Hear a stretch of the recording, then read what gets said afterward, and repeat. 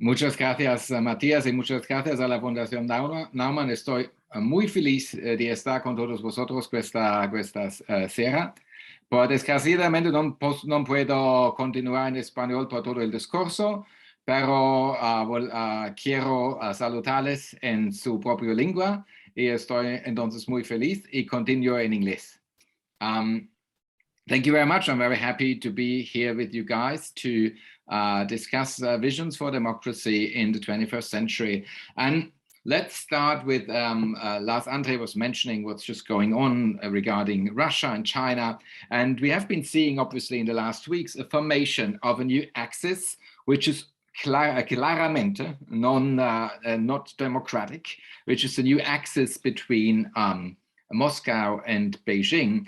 Let's look at them a little to understand what democracy is now up against in this still very fresh and new century of Xi Jinping and Vladimir Putin, who represent the very opposite of democracy we live in the free world.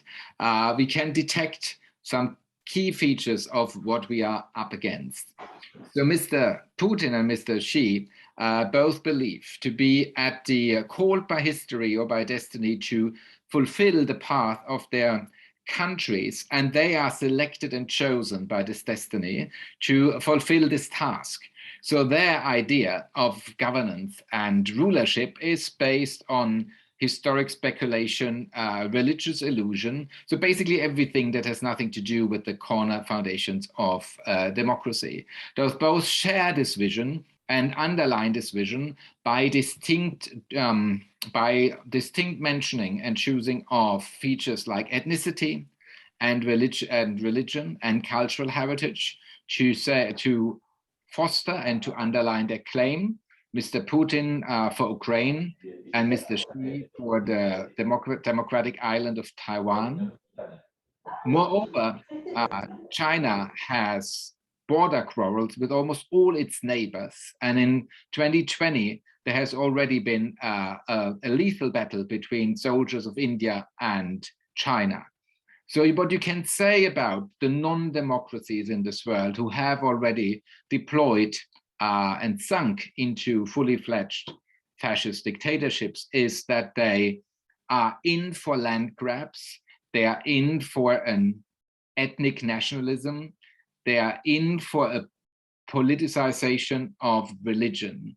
And this is a very dangerous mix, because if you look back a few years, you would have thought, and also the adherents and disciples of Mr. Xi and Mr. Putin would have said that, they love their leaders for being rational and cruel. But now they have embarked on a very vicious journey, which is fueled by, again, nationalism and religious exploitation. And so there's not much left of this claimed rationality. If you look into countries like Hungary, Turkey, or Poland, who are not yet fully transformed into dictatorships, but run by self-proclaimed strongmen, autocratic leaders, you can see like the middle ground, and you can also see more clearly what battles need to be fought in order to save democracy. It goes without saying that China and Russia never since the end of the civil war in China in 1949 or the end of the Cold War has been a democracy. So there is clearly a different setup in these countries. And even Turkey, where we nowadays would say that has gone very far in regard to ethno-nationalism, land grab and expansion, and religious rhetoric. Still, half of the country have never voted for Erdogan, or also have not been in favor of his constitutional changes, which were brought up for a referendum. So even in Turkey, there is still hope that opposition, despite the fact that many opposition journalists, opposition politicians, journalists, independent media, the judiciary are highly, what would be the word, under high pressure and already have been transformed, there is still hope that there is a time after Mr. Erdogan and the country might return to a democratic path. The same is true for Poland and Hungary, even though it might seem at the moment, after the landslide victory, as it seems, of Mr. Orban recently in its election, that this might not happen anytime soon. The European Union has been in, let's call it a vital discourse with the lost sons or daughters or children, if you will, in Poland and Hungary, claiming that if you do not adhere to the values of the European Union, you also do not see any cash. Clearly, this has created some upheaval in the aforementioned European Union countries. And then with the invasion of Russia into Ukraine, we could see, however, that the nations that assemble NATO have gone over these sort of value differences and have been reunited or have been building a united front. This does not mean, by all means, that the differences have been overcome, but NATO is, other than the European Union, not a union based on shared values. It is a union, a defense union, and that's what it's now been doing. So we do see if you might have thought there is like a shift in regard to democratic values in Hungary, and by the way, the election that I just mentioned happened after the invasion of Ukraine, there is not much hope. So these countries are still like highly polarized and in the hands of autocrat leaders who label their model of governance an illiberal democracy. So this is especially a thing by Mr. Orban, who by saying this and using this term and establishing this term, seems to be indicating that an illiberal democracy is just like another kind of democracy, which is on par with liberal democracy, which he despises. So if we look into that, the ingredients of what Mr. Orban defines as an illiberal democracy resemble pretty much the features of Mr. Xi's and Mr. Putin's countries. In Viktor Orban's Hungary, there is an overemphasis on homogeneity regarding ethnicity and religion. And this despite the fact that Mr. Orban himself belongs to a Protestant minority. He does claim that Hungary is a Catholic nation with Catholic values, and therefore Muslim refugees have no place in it. It also doesn't seem to make him wonder that the current Pope and the popes before him have defined this as a non-Catholic belief. However, and that goes also for Poland, ethno-nationalism is strong and is a key pillar of transforming a democracy into a non-democracy. And why is that? If we look into democracies, which are called liberal democracies by their opponents, they rest on the notion of, not only the notion, but on the fact of citizenship. The citizenship of the citizens of a country, again, that rests on the rule of law and the constitution, who gives the citizens certain rights on the base of human dignity. So the prerogative in what we call nowadays democracy is not ethnicity, and it's not religion. It's also not your gender, and it's not your age. It's also not whether or not you are healthy or sick. It's also not whether you are straight or gay. It is also doesn't really matter if you are transgender. So all the features that in ethno-nationalist, pseudo-religious, autocratic societies, or societies, if you want, and in fully fledged dictatorships have nothing to do with the foundation of democracies we live in.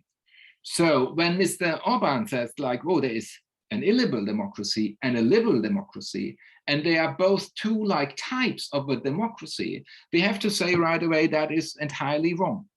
So our democracy, like the modern struggle for what we call today a democracy, doesn't need the adjective liberal, because there is no such thing as an illiberal democracy. Also, a key feature of a democracy, at an autocratic state and a dictatorship, is that it's exactly like not taking, excuse me,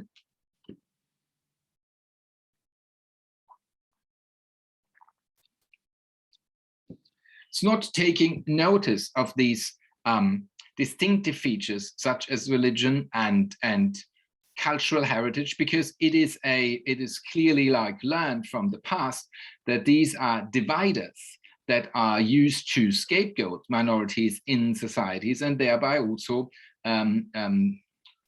destroy a fabric of such an aforementioned democratic society. So when you live in a democracy, also, a little back. So like if you look into ethno-nationalist and religiously fueled autocracies or dictatorships, you have a adamant claim for truth. And that doesn't make you wonder, because if you place your nation and your religion at the top of the world, and if you as a leader claim to be like called by destiny or by the divine providence, clearly there is not much space for discourse. And therefore there's also like no place for discourse in independent free media. Whereas in democracies, there's always this discourse and there's always this claim and the strive for the better. So we do know as a fact that democracy is not perfect. We do know only 100 years ago, women were allowed to vote. And only 60 years ago, racial discrimination and segregation officially was ended in the United States of America.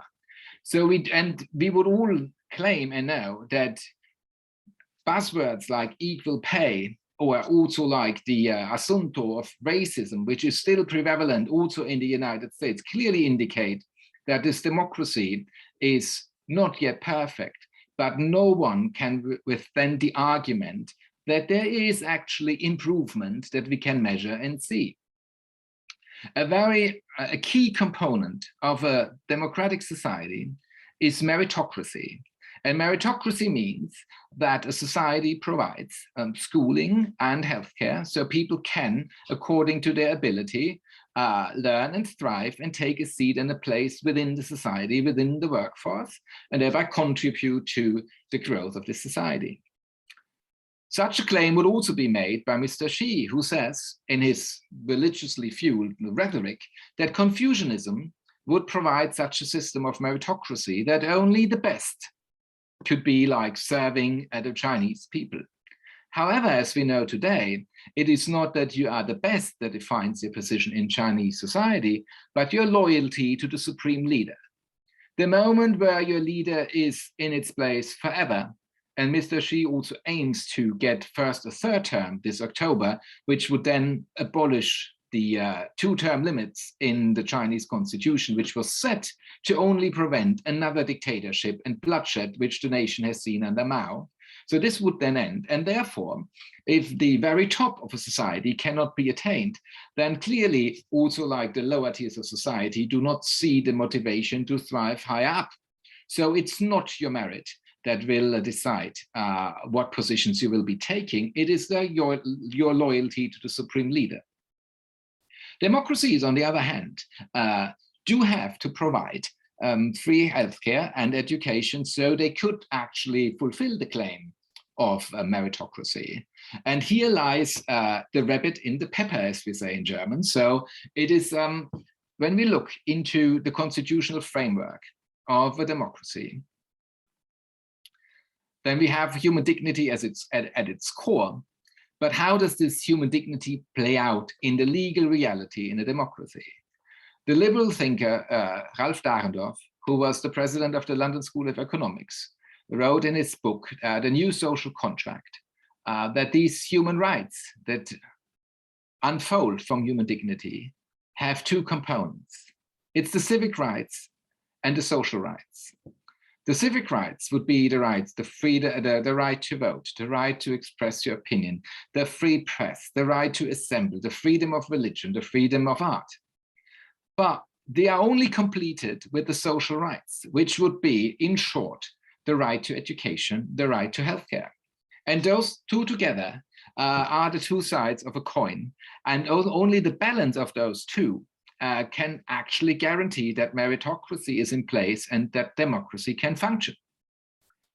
If we look into the troubles of democracy nowadays, we can detect at the core of the trouble exactly the disbalance between civic and social rights. This happens to different degrees in democratic nations. It is to a lower degree in Germany, but by all means not that it would be alien to German society. And it's to the highest degree in the United States of America, as we all know, that if you have a medical bill of, let's say, $400 to $1,000, half of American households, roughly, would be in financial troubles. And you all know how much a college in the United States is. And it's not only the colleges, it's like the schools and the kindergartens that also cost a lot. So if in your country there is not much left of social rights in the thinking like of Dahrendorf, who certainly was not a left-wing socialist, then you know that your democracy is in deep trouble. But also there lies the solution right in front of our eyes.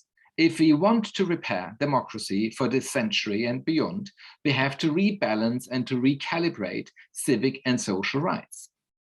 This is, of course, easier said than done, but I'm of the strong opinion that if one country comes forward with ideas to re-establish a balance, others may be able to follow suit. We have different approaches to this problem, or to the solution to this problem. I only want to highlight a few. We have seen that this disbalance is mostly, and again, here I'm very roughly talking, but it's due to, we see a rise in GDP in many democratic countries, not only in what we call the West, but also in Korea, Taiwan, and Japan, who are part of our hemisphere. And therefore, also just in parentheses, the term the West is like, I feel a little outdated, because democracies are in Uruguay and in Mauritius and in Taiwan, which are like different parts of the world. It's also Mongolia is a democracy squeezed between China and Russia and a landlocked country. So the West is just like, that is an old term, but just again, that was in parentheses. So we see this to the GDP rising due to factors, and again, buzzwords, automatization, digitalization. And so you have a rising GDP, and in the past, it was not only the assumption, but the fact that this was like fabricated by human labor. And therefore, if the GDP is higher, people have more money in their wallets. This is not true anymore. And again, this might be in Germany a little less harsh than it's in the United States, but it's a trend throughout the world, the democratic world. Francis Fukuyama, the political scientist at Stanford University, wrote this book about identity a few years back, and one of the many contributions to explain the crisis of democracy. And he was saying, if the GDP is rising and you hear in the news that your country is getting richer and richer, but you yourself do not see much more in your pocket, then you might be starting to doubt the narrative of democracy and the cognitive dissonance by which Americans lived for the longest time, that you can make it from a dishwasher to millionaire, from rags to riches, is broken since a few years, and you see a rise of new alternative and traditionally left-wing called alternatives to this capitalism that works less and less for less and less people. So once you have detected that something is wrong, you see, even in countries like the United States, which were socialist, and socialism was the worst swear words, you see that new concepts and ideas are tried out and discussed in the public arena. So Fukuyama then says this feeling of, well, I don't see any progress. If you are a family, let's say, let's use a traditional family here, just for the argument's sake. I mean, there's many constellations in which you can think about this, but imagine a family like 2 children and 2 parents, and they want to go to the movies on the weekend, and it's $100. So that's a lot of money, and for many people, it's not to be affordable.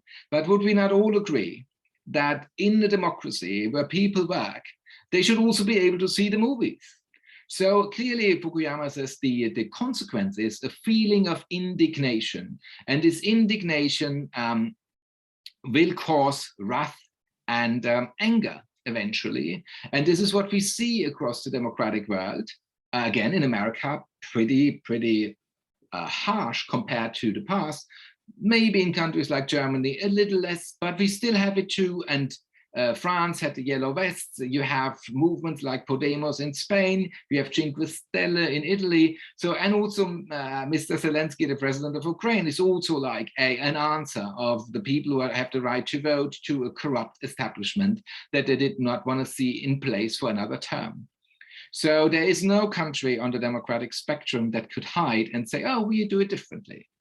So, but what Fukuyama says is absolutely right. This feeling of indignation leads over time to a reluctance towards the democratic promise. And this is why, as a step and as a vision, if you want, and certainly also as a means of understanding where we are at this point, to the urgent necessity to change and to reestablish a balance between civic and social rights. For democratic societies, it means that they have to rethink their income base, if you will, when it's not only human labor that is providing the income of the state, but due to automatization and digitalization, it's the companies who generate much of the wealth. It's also clear that a thing like the Amazon tax, which was, it's a term, but it's not only Amazon, needs to be established to hold companies accountable and pay their share to uphold democratic societies, because there is no doubt that, and companies like Google and other digital giants know it, that there is no business in non-democratic countries for them.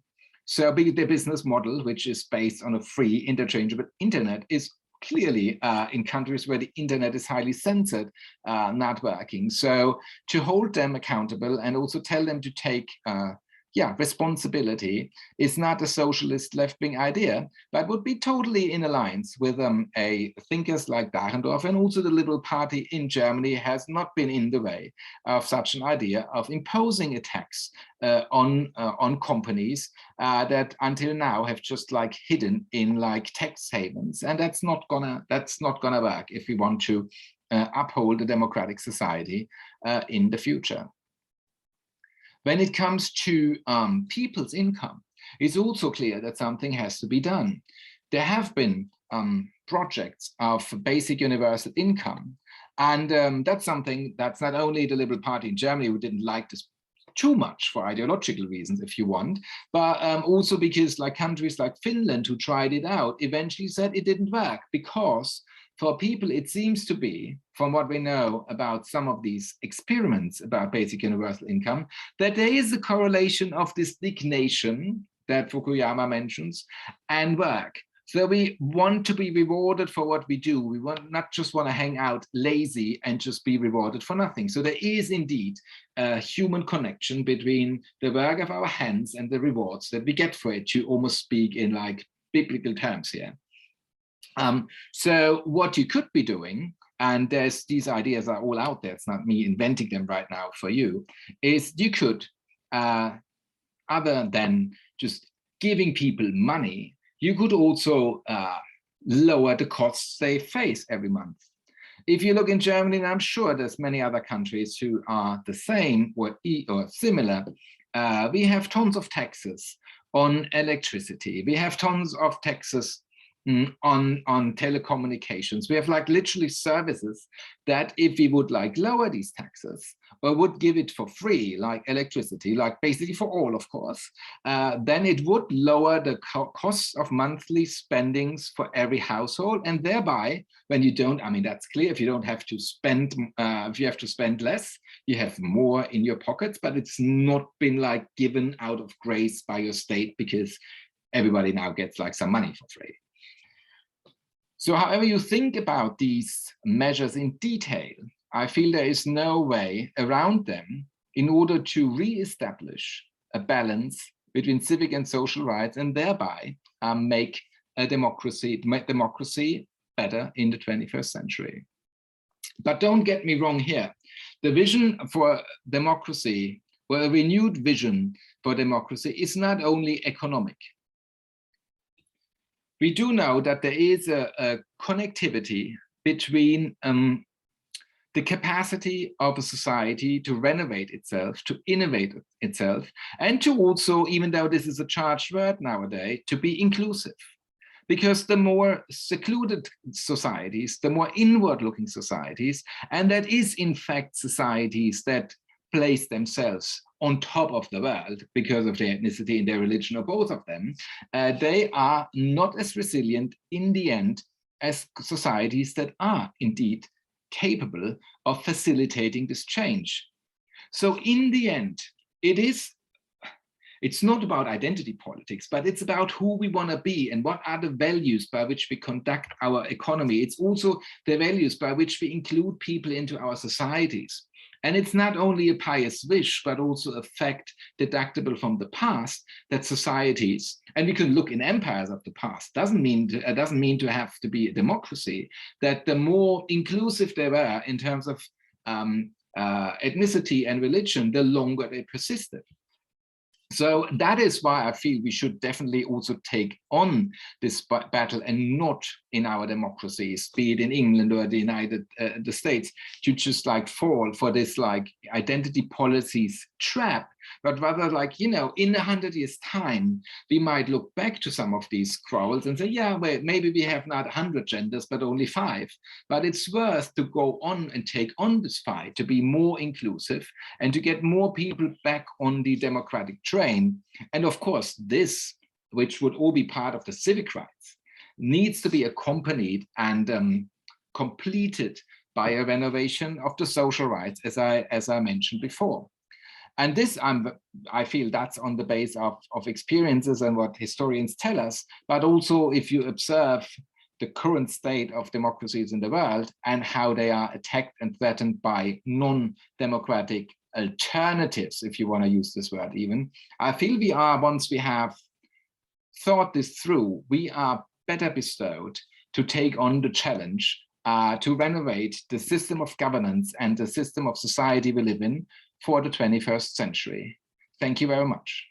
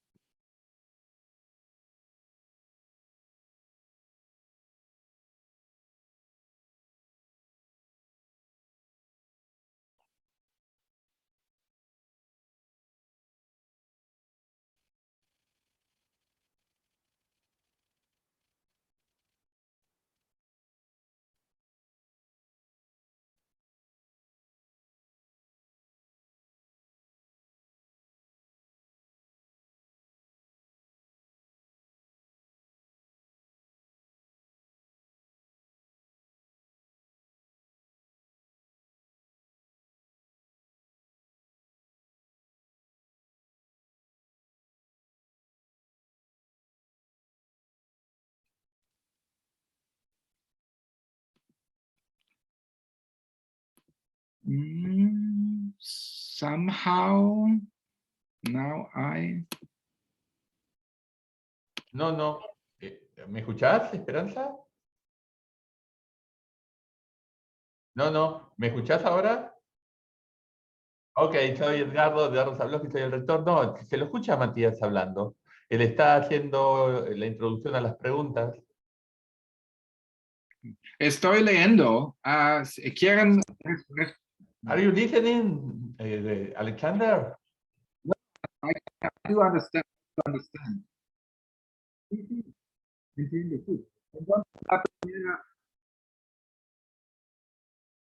Okay.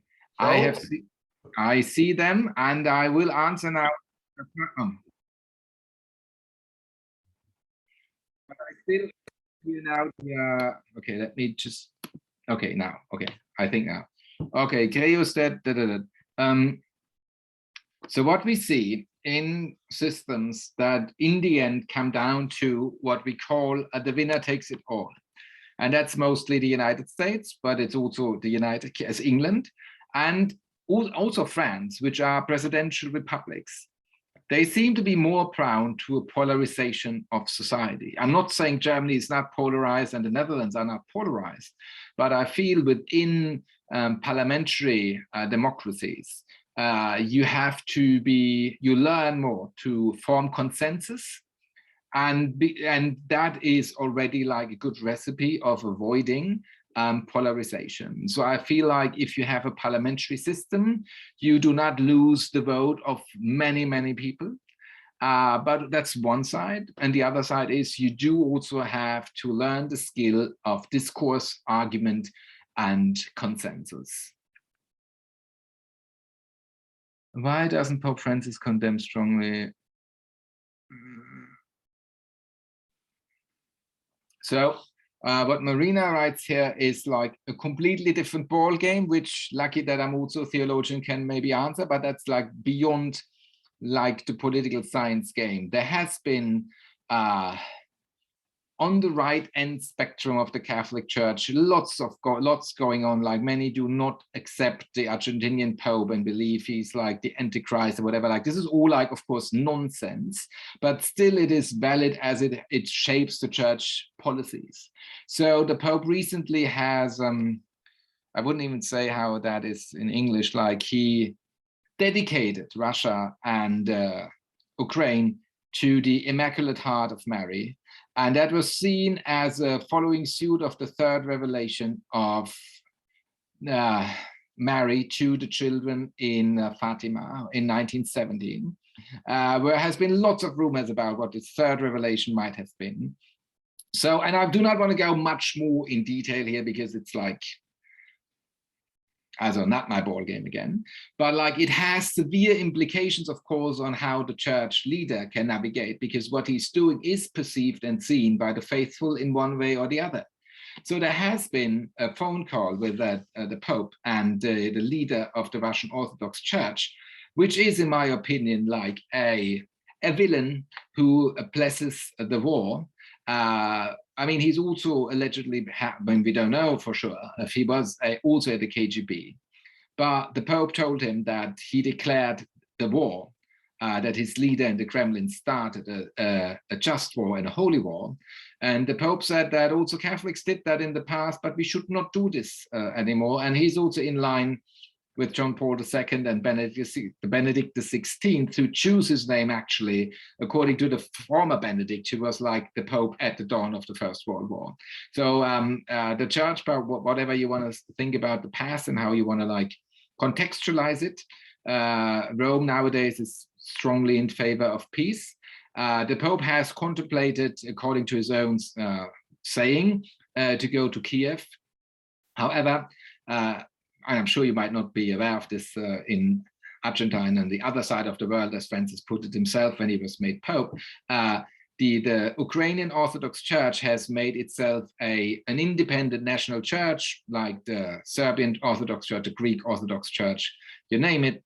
But Moscow and the Patriarch of Moscow has seen, like as Putin, Ukraine not as a country, but like the territory of under the sovereignty of the Patriarch of Moscow. So this is why this aforementioned Patriarch excommunicated like all of the Ukrainian hierarchy. So the moment the Roman Pope sets foot on Ukrainian soil, certainly the Russian Church, with the support, I guess, of the Kremlin, will condemn this strongly. So the Pope has to be very careful to whether or not to go to Ukraine or not.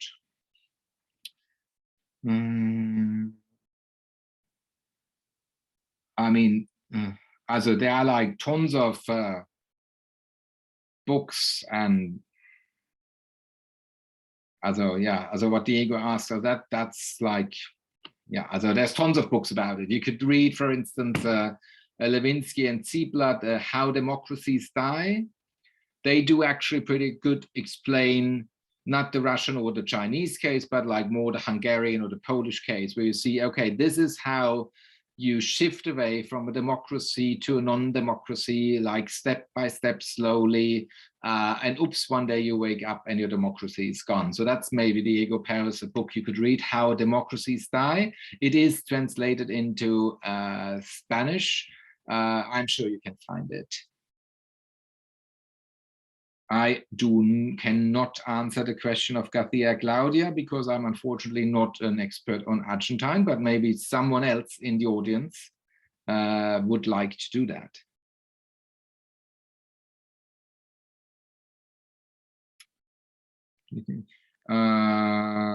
That doesn't work.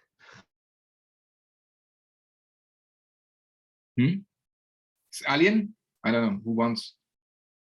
Okay, if not, okay. Then like the next question by Gustavo, I do not really understand.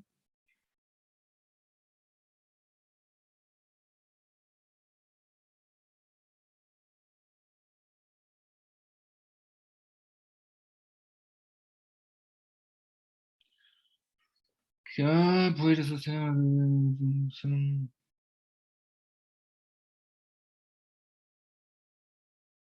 yeah.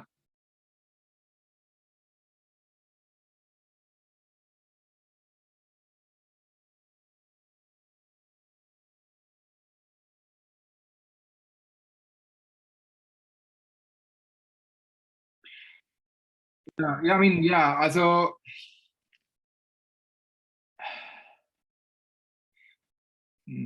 yeah, also I don't know if I really I know the words, but I don't really know what the yeah, how to answer to that because that is pretty vague. Can you like the translator translate to me the next question by Claudia, please?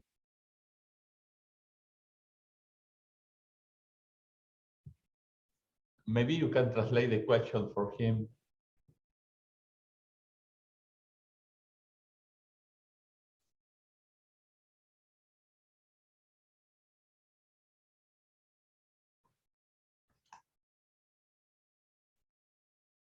Matías, creo que es necesario traducir las preguntas al expositor.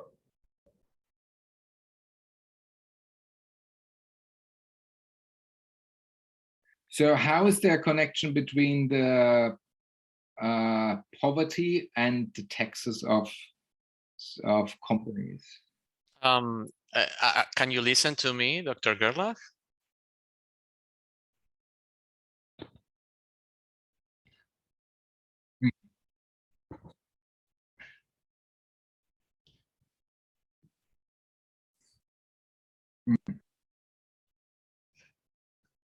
Something wrong. Also in Latin America, if that's the term still, I have been more to Mexico, like muchas veces, and I was a few times in Guatemala, so I can, I have, it doesn't seem to me, at least, that in Mexico, the rich upper class is paying enough taxes. So that's, and again, I'm not on the left, but here's the thing, which I feel is pretty crucial for Latin America.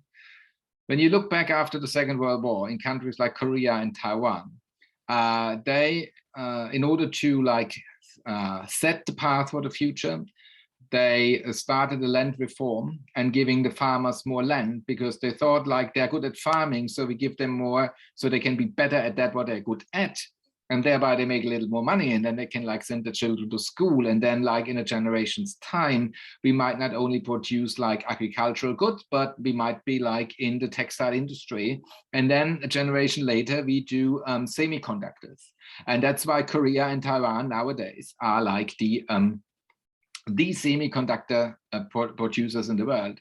So you might remind me that Korea and Taiwan were not democracies at the time. So, and that's exactly from the textbook. At a certain point, when your educational level increases, you will demand creative space.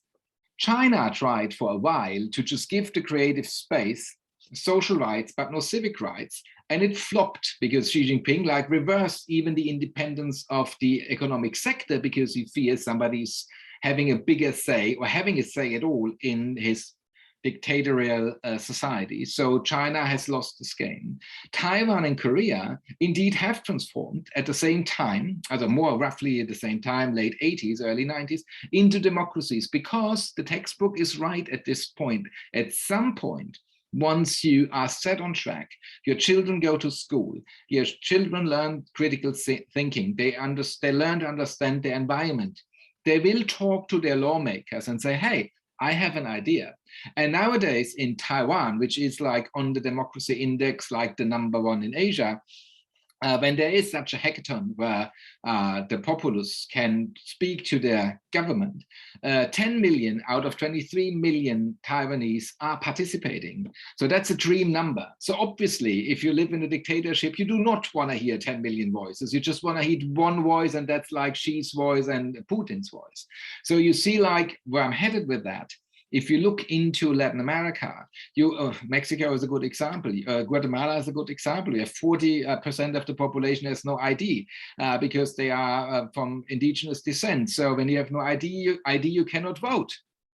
But then you have the preachers from Latin America, and from the United States, and they tell you like to have many children for God and country, and then you increase the problem. So that's like what I saw in Guatemala, and in Mexico, you have no real like civil society that emerged out of which does ultimately emerge out of a middle class society. So you have people who care for the poor, but there is no real like upward mobility in this country, which is stuck in its framework from 200 years ago, or at least like from after the Mexican Revolution, which is also almost 100 years ago.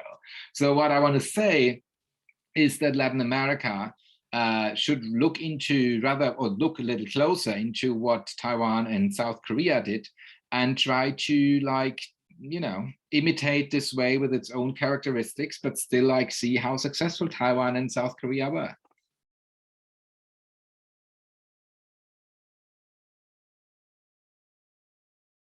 I'm really so sorry that I'm not very knowledgeable about Argentina. So that is a good call for all of you to just like invite me over, just all put together the money and just buy me a ticket. I would be very interested to learn more. I was in Chile, and they had also like, certainly not comparable, but they had also like lots of problems deriving from the Chicago school and from obviously the Pinochet era.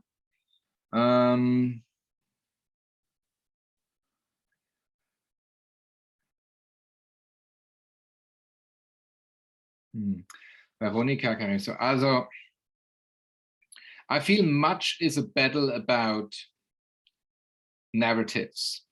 We like in Europe, or let's just talk about Germany, we think like non-democracies, they are just more efficient than we, because the supreme leader gets, takes his morning dump and says, let's abolish carbon and just have hydrogen cars. So China at some point had some hydrogen cars because Xi Jinping in the morning like said, let's do it. It's the same leader who says like, you know what, I changed my mind, let's just build more power plants. And he's also the same leader because he has the power to get up in the morning and change the course of the country. He said, let's put the Uyghurs in concentration camps.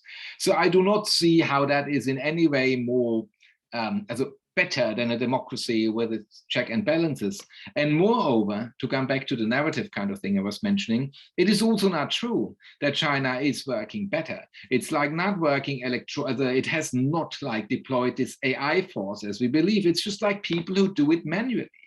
And gladly, this social scoring system is not yet fully deployed. It's just there are like some exemplary like models in some cities, but luckily and gladly for the Chinese people, they have not figured out how to connect these different setups of tryouts. So there is luckily not yet a fully fledged surveillance of that sort, but still it's gonna come. But like just the narrative of that this is going better and more efficient and like just per se because it's not a democracy is of course nonsense.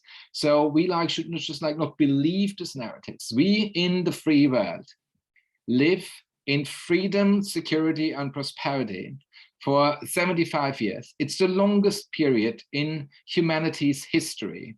And you cannot say that China or Russia have achieved the same. So that is a fact. And everything else around is narratives that we create by ourselves.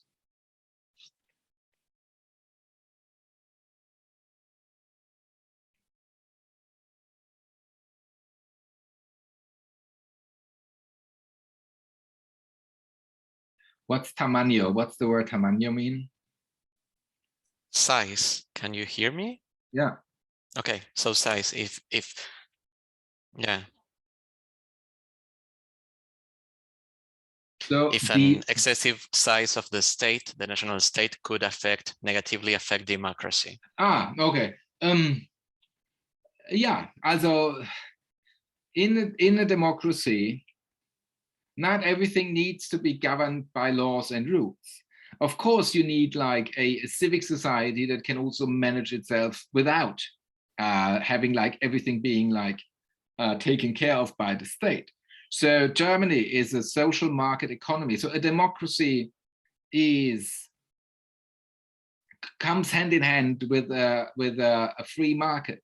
But this free market does not have to be like a neoliberal Chicago school sort of a market. It's no one less than Otto von Bismarck, a super conservative, like from today's standards, right-wing politician, a German chancellor, who at the full fledged of the first industrial revolutions saw that if Germany would go down the road as England and America with its capitalism, this country could not prevail. So, and he's not a saint of social market economy or anything, or a socialist by all means, but he said, like, we need to confine capitalism, because capitalism and democracy do not go hand in hand. And he was literally not having the idea of democracy that we have nowadays. So a social market economy is like responsible for the meritocratic element, setting like the parameters that healthcare and schooling is indeed free, and that businesses are not more powerful than the consumers they use them. And if I may say this in parentheses, it's going to be a big parenthesis because I didn't mention it before. Like, one of the big elements of the crisis too is that we mix falsely up like our roles as a consumer and our role as a citizen. The metric of a consumer might be, of course, like, oh, I bought this. Why don't you want to buy that? This is totally fine within the economic framework, and it's also fine within the digital economy. However, having said that, this is not how you conduct yourself as a citizen. And this is why companies like Facebook and a little less, but still also Google, realized, okay, we bring products to people with a certain metric, which do actually endanger the political system on which we ourselves rest on. So this has started and sparked a huge conversation within these companies themselves. And you hear that at Google, employees say, we're not going to develop this product because you can use it for warfare. So, like, I'm not saying these companies are by all means perfect, but you do realize that companies more and more do realize that they also themselves, by the sheer existence of their model, need a certain underlying rule of governance. And so is also that, like, some of the consumer protection rights, the GDPR, which was like a European law on privacy, has been adopted to a certain degree also in California, because they realized, okay, we need to do something about it, and the Europeans have come up with a nice law, so let's try to put it into practice here too.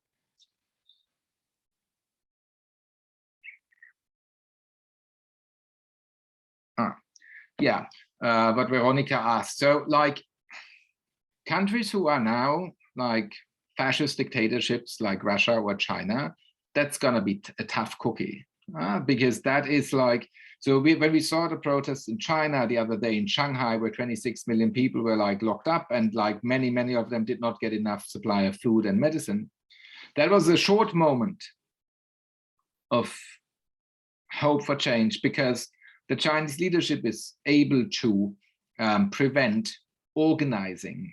So what made Black Lives Matter successful is exactly the same metric that made Obama's campaign and Bernie Sanders' campaign a success, because it worked with organizing. The organizers, those are the people who just literally from the ground up, like, mobilize people. And this is exactly what's not possible in China anymore. So you might even be able to protest a little locally. The Chinese government allows this. It also allows some venting on the internet for 2 or 3 hours, and then it's all shut down, because they know we need to leave a little, a little is allowed. But if you now say, let's go to whatever Shenzhen from Guangzhou and meet up, you will not be able to board a train. But then in Shanghai, where like people, millions and people next door to next door did experience the same shortcoming of the government, they would not need a technology to organize. They would just have to go outside on the street. And this is why everybody who got out got beaten up badly by thugs deployed by the Communist Party. And that is literally how this seed of potential upheaval in Shanghai was like, teared down. These were all the questions. Oh my God. Sforza. It seems to be the case, Dr. Görlach. So I have a follow-up regarding your recent comments on China and regarding the title of one of your books, right? Why the future of the free world will be decided in China. So can you elaborate a bit further on that? Yeah, why this current regime implies huge challenges and maybe some lessons for democracies? China is, as Russia, not a status quo power. We have been saying, like, in the Soviet Union, Russia was like wanted to preserve the status quo. It was not expansionist.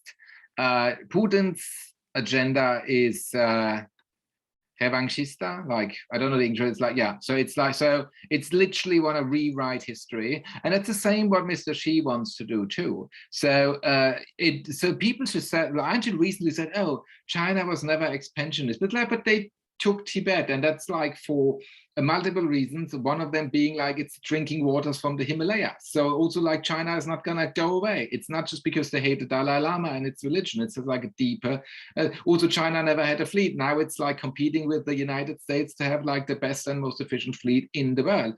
So you cannot tell me that this is just like a Sunday afternoon hobby. It's like a change of the entire course of the country. So, and this is why it's not only about like preserving the status quo through the Belt and Road Initiative, through many other means. That's like is another whole evening. China tries to implement its autocratic rule over countries that are far beyond their borders. And this is also like I'm sure Belt and Road is also in Latin America. It's not following, I know it also, but I didn't know now exactly what in Argentina is happening, but it's not about an economic metric by which they give out the loans. It's just about like political feasibility. So there's examples like in Sri Lanka, this one harbor, then they could not like pay back the loan. So now China can use it however they see fit for the next, I don't know, 50 whatever years. There is a directive by the Chinese Communist Party that all investments have to be like suitable for military use. So now you have like in Sri Lanka, like a very big harbor that's like basically owned by a Chinese conglomerate, which is by design the Chinese state. And that's just like at the doorstep of India, which is the arch rival of China. So you see clearly, and I could go on now, and I will spare this. So, but that's why I mean this is a very crucial a moment in our history where China, which is the much bigger problem compared to Russia, but still Russia has also a big problem. But those countries both changed their course, and this is like they will not stop in our doorstep. Thank you very, very much, Dr. Görlach, for that very interesting reply. And we have two further questions for you. And of course, feel free to let us know when will you like to stop. So I see that you're reading the questions right now, so I leave you to it. Yeah.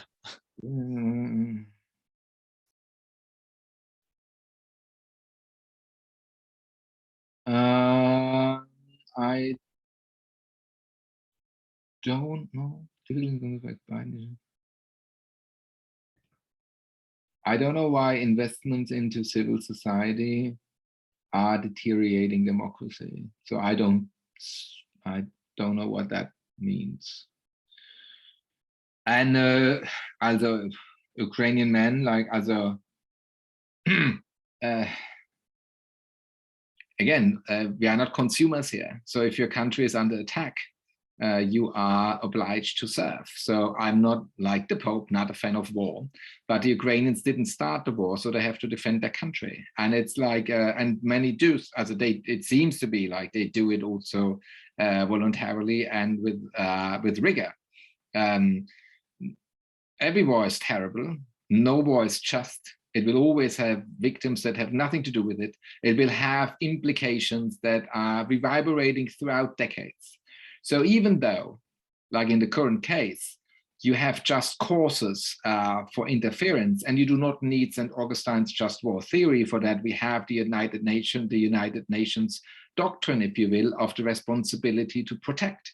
So countries that now support Ukraine are under the full protection of international agreements, and also in a worldwide consensus that a smaller country that is invaded unjustly by a bigger evil force has the right to be like supported by other countries that want to support and help this country. So that would be my answer to the anonymous attendee.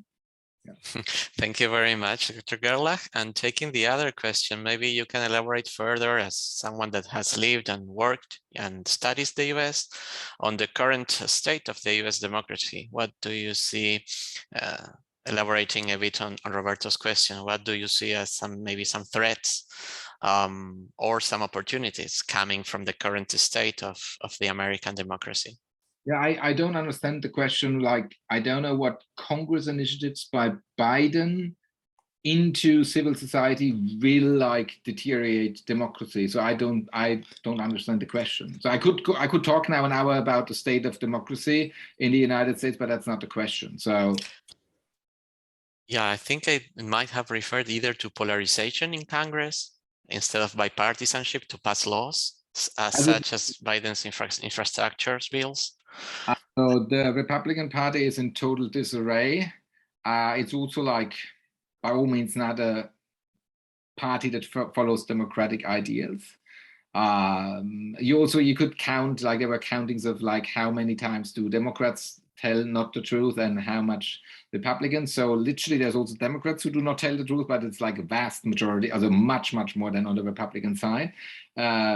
But still, there is so much to be talked about. But when it comes to the Dahrendorf coin and the two sides, it's clear that by the doing of the Republican Party, but also by the fact what was acceptable in a time in the United States where people actually could go from rag to riches, the American dream and the consensus in American society was that that there is inequality and it's okay as long as everybody can make it.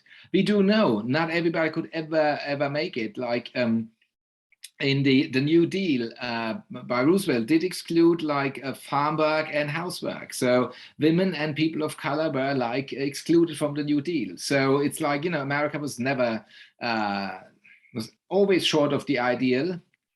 But what I said at the beginning, like that's also part of democracy. However, yeah, so the state of American democracy is not great, and that's actually the biggest obstacle for democracy renovating itself. But I highlighted that there are new waves of rethinking American democracy at this point, and you will be seeing where this whole where this ship is sailing to. Brilliant. Thank you very much, Dr. Görlach. Roberto just made a further addition to his question, and you just had to reply to that. So thank you very much. But that's what I just said. Yeah, the democracy now is in disarray in America. Also, it's basically out of effect, and that has reverberations to the whole free world. That's certainly so. So you just made your evaluation of China and of the US. A personal question from my side. Can you do the same kind of present and future assessment regarding Russia? Which can be the evolution of the Russian political system? Is the war going to change its authoritarian dynamic for the better, for the worse, or no change at all? What do you think? I'm not an expert on Russia, so what they wrote in the beginning of the war is that the oligarchs do not have the influence over Putin as they used to. It's rather like a small circle, excuse me, of of confidants that were with Mr. Putin from the time of the in the KGB on. So there is not much knowledge about what is really at the core of the Russian leadership at this point. Great, and related to this, another question, is this war a kind of wake-up call for the European democracies or the European Union democracies? Is this going to strengthen its defense capabilities and its rejection of anti-system parties that maybe pretend to be democratic, but they are very authoritarian within? So the current state is like that European countries, as far as they are in NATO, and also other countries like Finland who have not yet been in NATO, have been like seen a strong swift to NATO and to the defense union. You have the German chancellor pledging 100 billion for the military. However, when you look in detail, you have like some different opinion. In Hungary, you also have like the Germans having like an obscure idea, the German government or the Social Democrats in the German government, about like how to deal with Russia. This is part of their own DNA and how they dealt with Russia in the past. So, but cum grano salo, it's like that. Then to answer your question, you see indeed that there has been a unifying front as an answer to the aggression of Russia.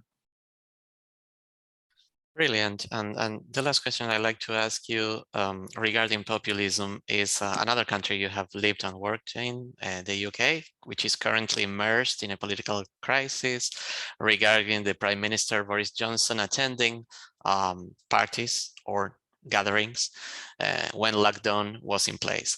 So do you think the UK is also backsliding or sliding into a kind of populism or more authoritarian kind of political regime? Also, I do not see any authoritarian tendencies in England. I mean, the United Kingdom, that's like a bigger entity, and Scotland has been voting like entirely different on Brexit as England.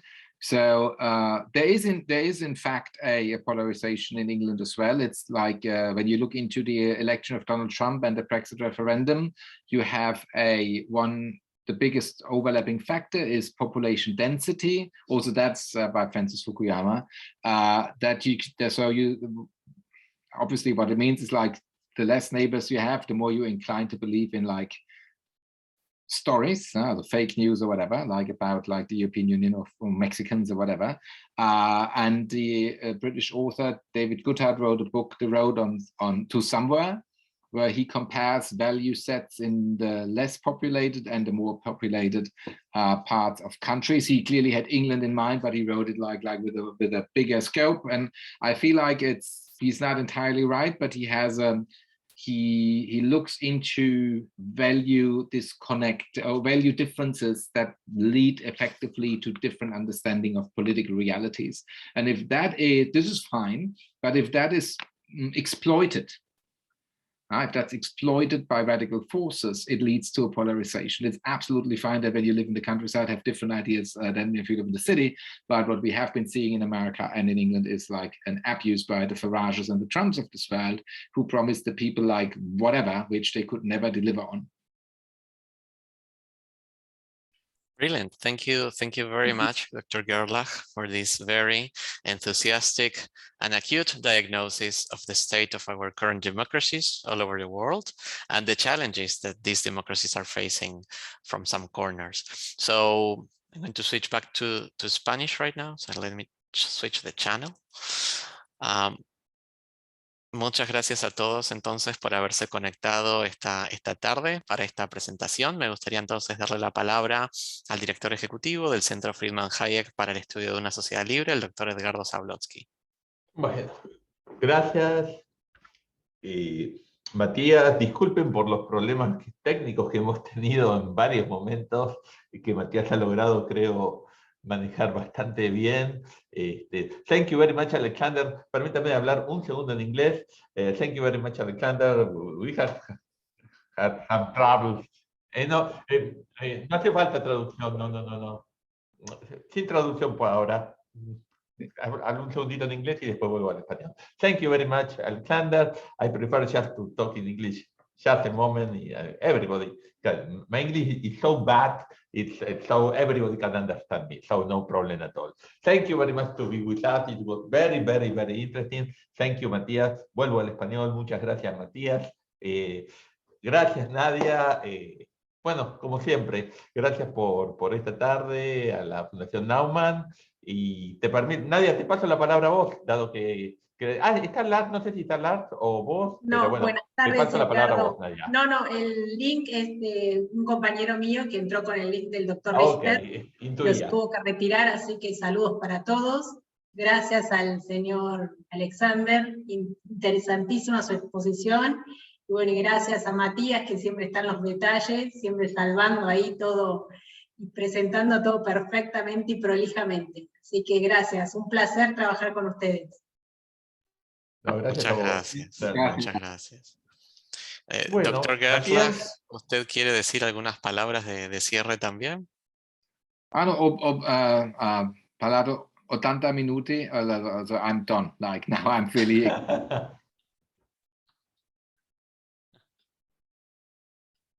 Muy bien, entonces muchas gracias nuevamente al doctor Görlach, gracias a Nadia, a Ico y al doctor Lars André Richter de la Fundación Friedrich Naumann Argentina por hacer esto posible. Gracias nuevamente al doctor Zablotsky y a Carla Mastroianni, que nos ha dado también apoyo técnico en esta tarde. Gracias especiales también a todos los que han asistido a este seminario, un nuevo seminario de la Cátedra Naumann dentro del Centro Friedman Hayek. Les vamos a estar enviando información en breve sobre las próximas ediciones. Tenemos un evento muy especial preparado para mayo en modalidad híbrida. Así que los que quieran asistir a la UCEMA el 23 de mayo por la mañana, ya se pueden ir reservando la fecha. Vamos a estar esperándolos con los brazos abiertos como siempre, junto a la Fundación Naumann. A todos que tengan una excelente tarde y un muy buen fin de jornada. Hasta la próxima. Gracias a todos. Bye, bye. Ciao.